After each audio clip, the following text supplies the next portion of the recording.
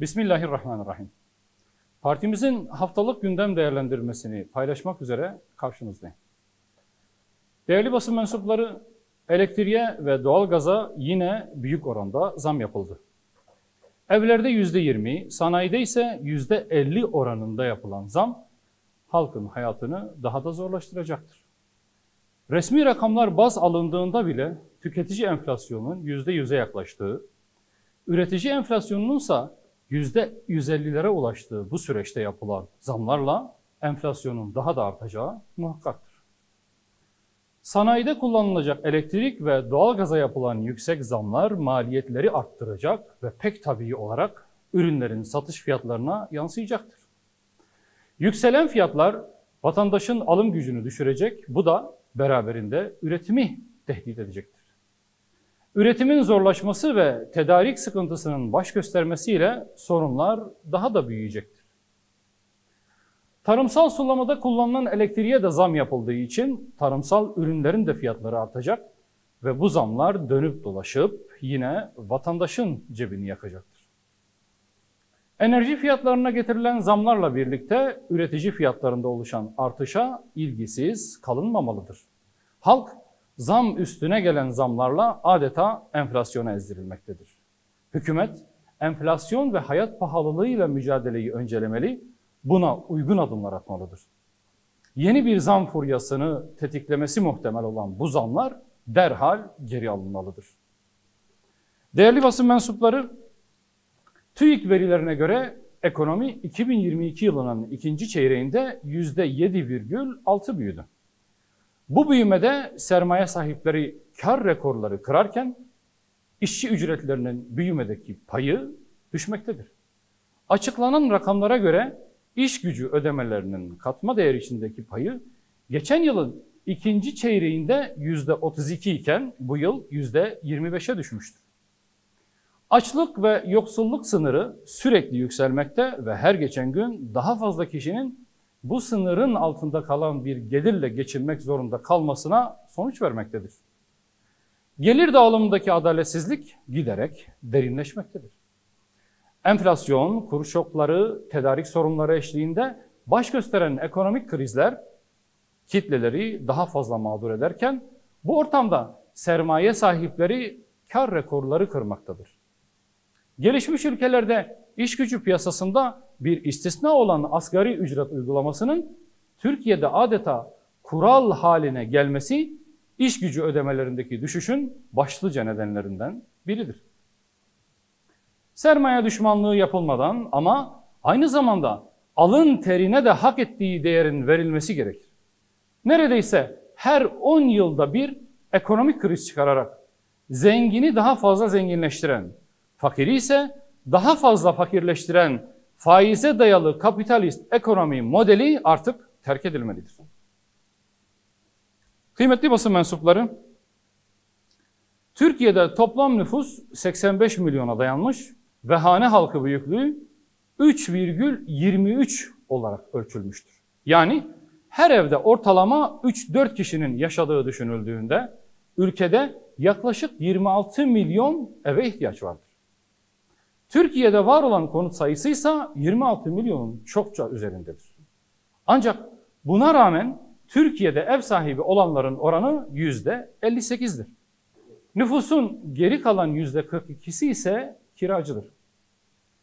Ülkemizde dar gelirli vatandaşlarımız için sosyal konut ihtiyacı had safhaya çıkmıştır. TOKİ tarafından üretilen konutlarsa ihtiyacı karşılamakta yetersiz kalmaktadır. Kaldı ki TOKİ tarafından üretilen sosyal konutlardan dar gelirliler yerine daha çok üst gelir grubundaki vatandaşlar yararlanmaktadır. Ödeme güçlüğü çeken dar gelirli vatandaşlara ya makul ödeme seçenekleriyle konut yapılmalı ya da devlet yoksul ailelere düzenli olarak kira yardımı yapmalıdır. Sosyal devlet olmanın gereği budur. Kıymetli basın mensupları, 2022-2023 eğitim öğretim yılının hem öğretmenler hem öğrenciler hem de velilerimiz için hayırlı olmasını diliyoruz.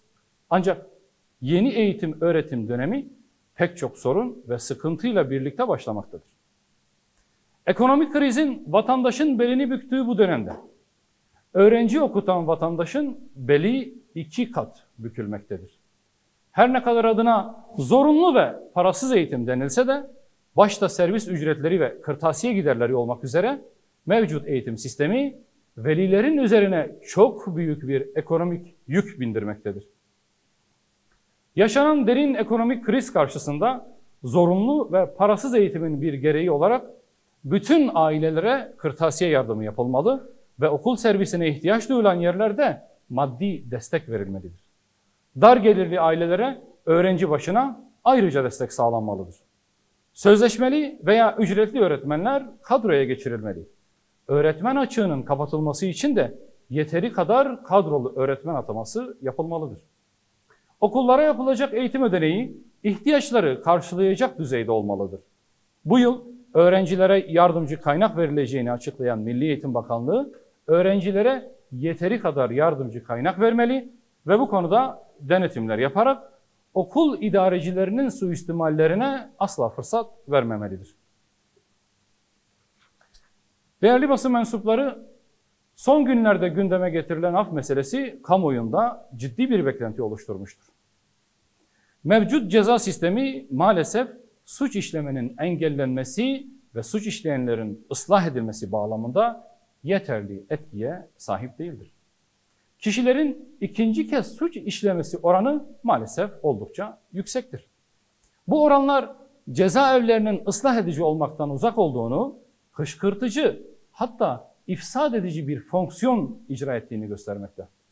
Zaten caydırıcı etkisi de az olan infaz hukukunun adli suçlara yönelik düzenli aralıklarla çıkarılan örtülü aflarla sekteye uğratılması toplumun faydasına olmamıştır. Kaldı ki adli suçlarda kişilerin kişilere karşı işlediği suçlar söz konusudur. Bu suçlarda devletin af yetkisini kullanmak gibi bir yetkisinin olmaması gerekir. Af konusunda süreç titizlikle yürütülmeli, siyasi ranta kurban edilmemelidir. Devlet ancak kendisine karşı işlenen suçları affetme yetkisine sahiptir. Vatandaşa karşı işlenen suçu affetme yetkisi ise devlete değil, suçun mağduru olan insanlara aittir. Af, mağdurun rızası şartına bağlanmalıdır. Geçmişte olduğu gibi suç ve ceza ayrımına gidilerek mahkumlar arasında eşitsizliğe neden olunmaması, adli suçları af kapsamına alıp devlete karşı işlendiği gerekçesiyle siyasi suçlara af çıkarılmaması gibi bir hataya tekrar düşülmemelidir. Kıymetli basın mensupları, Irak halkı 40 yıl Baas rejimi altında kimyasal silah dahil her türlü silahlarla katliamlara uğramış, acı, yoksulluk ve zulmün her türünü görmüştür. 2003 yılından başlayarak uzun yıllar boyunca ABD'nin işgalini fiili olarak yaşamıştır. ABD işgali sürecinde 1 milyondan fazla insan katledilmiş, milyonlarca kişi ise mülteci durumuna düşmüştür. ABD işgalinin büyük oranda sona ermesi ve yönetimin Iraklıların eline geçmesi, ülkede huzur ve barışın ve istikrarın sağlanması yönündeki umutları yeşertmiştir. Ancak yapılan son seçimlerde hiçbir partinin ülkede tek başına hükümeti kurmaya yeterli oyu alamaması siyasi bir krize dönüşmüştür. Koalisyon için partilerin bir araya gelmemesi ve yönetimde boşluk oluşması sonucu ülke bir kaos halini yaşamaktadır. Bunun sonucu olarak geçen hafta içerisinde gerçekleşen protesto ve yürüyüşlerde ortaya çıkan olaylarda onlarca kişi hayatını kaybetmiştir. Irak'taki tüm siyasi aktörler geçmiş acı olaylardan ders çıkarmalı, Irak ortak paydasında bir araya gelmelidir. İslam coğrafyasının huzur ve barışı Irak'ın huzur ve barışından bağımsız değildir. Buradan doğacak bir iç savaş sadece Irak'la sınırlı kalmayacak, pusuda bekleyen dış güçlere de imkan ve fırsat verecektir. Bütün taraflar aralarındaki ihtilaf ve sorunları şiddete başvurmadan diyalog ve uzlaşı yoluyla çözüme kavuşturmalı. Huzur ve istikrarın hakim olması için birlikte çaba sarf etmelidirler.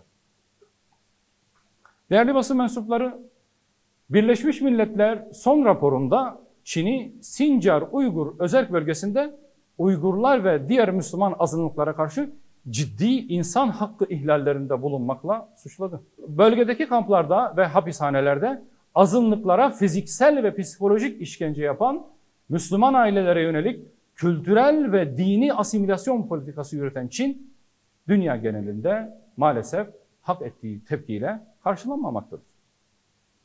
Çin'in uluslararası kuruluşlar üzerindeki hegemonyasının bir sonucu olarak Çin hükümetinin ortaya koyduğu zulümleri konu alan raporun yayınlanması defalarca ertelenmiştir.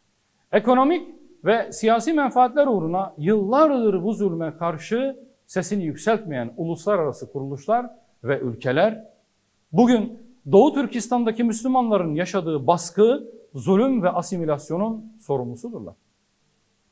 Asya'da etnik ve Müslüman azınlıklara karşı soykırım gerçekleştiren Çin'e karşı somut yaptırımlar hayata geçirilmedikçe bu zulmün sona ermesi mümkün değildir. Başta İslam ülkeleri olmak üzere tüm uluslararası kamuoyunu Doğu Türkistan halkıyla dayanışmaya ve bu zulmü bitirmek için gayret göstermeye davet ediyoruz.